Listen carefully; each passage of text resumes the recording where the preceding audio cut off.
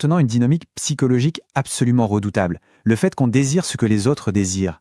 Là, il ne s'agit plus seulement d'attirer, mais carrément de fabriquer de la désirabilité.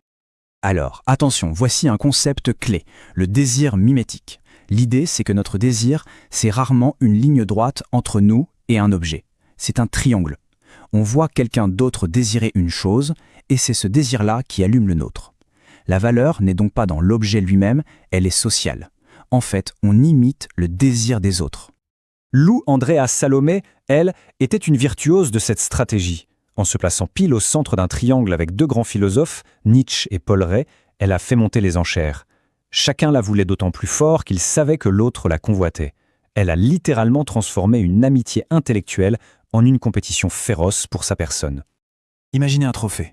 Seul dans une pièce, sa valeur est toute relative. Ce qui le rend si précieux, c'est l'image de tous ceux qui se sont battus pour l'avoir. La désirabilité, c'est bien une construction sociale, basée sur la rivalité et sur la vanité. Bon, on entre ici dans la partie la plus troublante de ce manuel. L'idée que le désir ne peut naître que d'un sentiment de manque, d'une insatisfaction. Cette citation, elle pose une idée assez radicale. Une personne parfaitement heureuse, comblée, serait en théorie inséductible. La séduction aurait donc besoin d'un terrain fertile, une petite insécurité, un doute, une faille.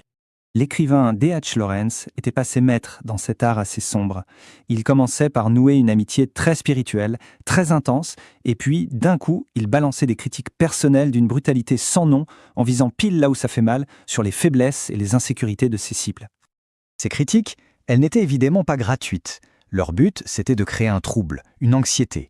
La cible, complètement déstabilisée, se sentait soudain incomplète, pas à la hauteur. Et c'est là que Lawrence se présentait, de manière implicite, comme la seule personne capable de comprendre et de guérir cette blessure, qu'il venait lui-même d'ouvrir. Ça nous amène à réinterpréter complètement le mythe de Cupidon. Sa flèche, ce n'est pas un contact doux qui éveille l'amour. Non, c'est une pointe qui perce l'armure de l'autosuffisance. Elle crée une douleur, un manque, une obsession de trouver un remède.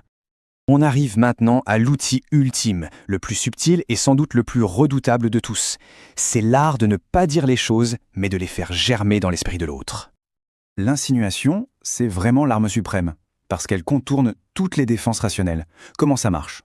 Un commentaire ambigu, une déclaration un peu audacieuse puis vite retirée, un regard qui contredit des paroles toutes simples. Ces petits indices s'infiltrent dans l'inconscient et y prennent racine. Au final, la personne est convaincue que l'idée vient d'elle. Et comment se défendre contre une pensée qu'on croit être la sienne? C'est impossible.